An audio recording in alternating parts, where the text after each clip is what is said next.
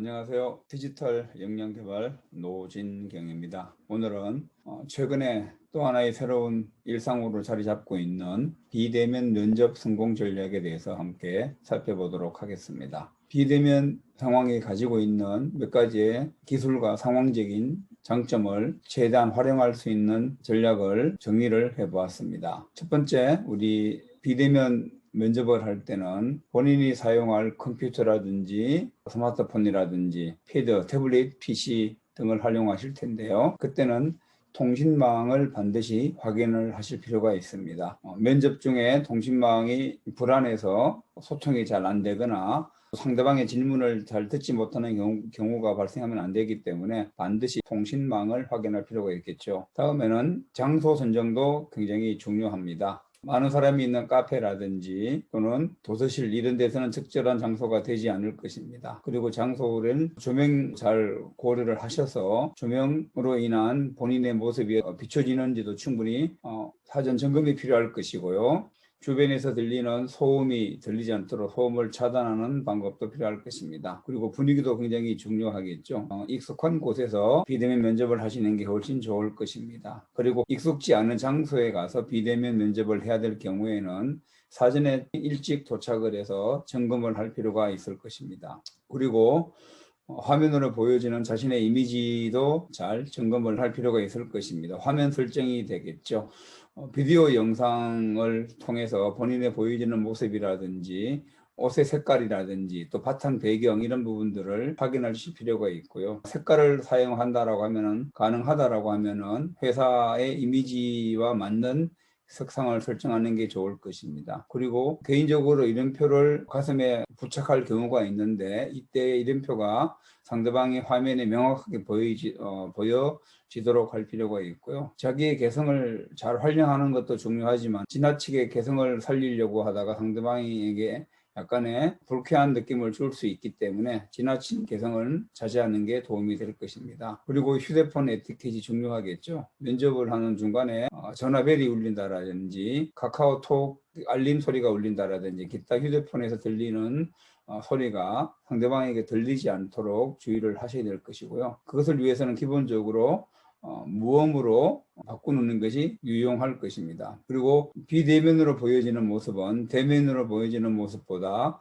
상대방이 이미지의 모습을 정확하게 볼 수 있습니다. 따라서 제스처라든지 표정이라든지 이런 부분들을 사전에 충분히 연습을 하셔서 본인 이미지를 잘 좀 관리하실 필요가 있고요. 여러 명이 동시에 면접을 볼 때는 본인의 대답을 하지 않고 기다릴 때가 있습니다. 그래도 상대방 화면에는 내 모습이 보여지기 때문에 그때 표정이라든지 과도한 제스처라든지 또는 이 시스템을 잘못 오작동하는 그런 부분들을 미연에 방지를 해야 될 것이고요. 접속 에티켓으로서 최소한 상대방이 요구하는 시간에는 접속을 해서 사전에 충분한 여유를 갖고 면접에 임하는 것이 중요할 것입니다. 그리고 또 목소리도 중요하겠죠. 그래서 본인의 목소리를 다양한 방법으로 녹음이라든지 녹화를 해서 시뮬레이션을 해보는 것이 필요할 것이고요. 목소리가 너무 상대방에 크게 들리지 않도록 또는 너무 작게 들리지 않도록 목소리 조정도 여러 번 녹화를 통해서 확인을 해볼 필요가 있을 것입니다. 그리고 또 사전에 이제 마이크를 확인을 해야 되겠죠. 그리고 아무리 면접이라고 하더라도 대화하듯이 자연스럽게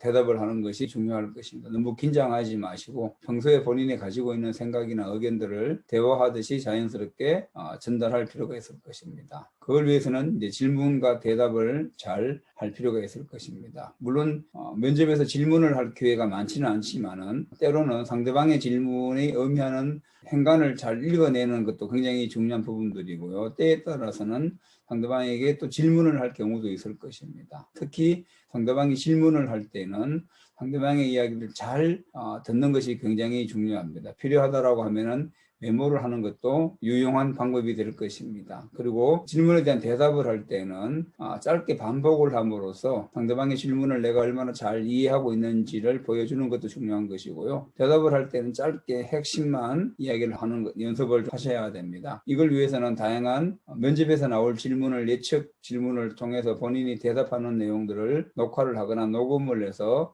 반복해서 듣고 또 피드백을 스스로가 받아보거나 주변 사람들에게 피드백을 받아보게 되면은 굉장히 도움이 될 것입니다. 그리고 예상 질문에 대한 대답을 준비할 때는 이 질문을 하는 상대방이 무엇을 궁금해할까, 왜 이 질문을 할까라고 생각을 하면서 대답을 준비하는 것이 도움이 될 것입니다. 이런 것들을 통해서 대답을 하는 요령은 첫 번째, 상대방이 한 질문을 그대로 반복을 하는 것이고요. 두 번째는 그 질문에 대한 자신의 의견을 말하는 것이고, 세 번째는 자기 의견에 대한 근거, 배경을 설명을 하고, 그래서 마지막으로는 그래서 본인은 어떤 생각을 하고 있는지를 제안을 하고, 마지막으로는 본인의 의견을 또 상대방이 채택을 하게 되면은 상대방이 얻을 수 있는 이익이 무엇인지를 명확하게 제시하는 것이 필요할 것입니다. 그래서 예를 들어서 간단하게 우리 살펴보면은 상대방이 질문을 할 때는 지금 이러이러한 것에 대한 질문을 하셨습니다. 그 다음에 그 질문에 대해 저는 이러이러한 생각을 갖고 있습니다. 그렇게 생각하는 이유는 이러이러한 이유와 근거와 배경이 있다라고 설명을 하시고, 따라서 저는 이러이러한 조치라든지 이러이러한 행동이라든지 이러이러한 사고 등이 필요하다고 믿습니다. 그것을 통해 얻을 수 있는 이익은 이러이러한 것입니다. 라고 질문을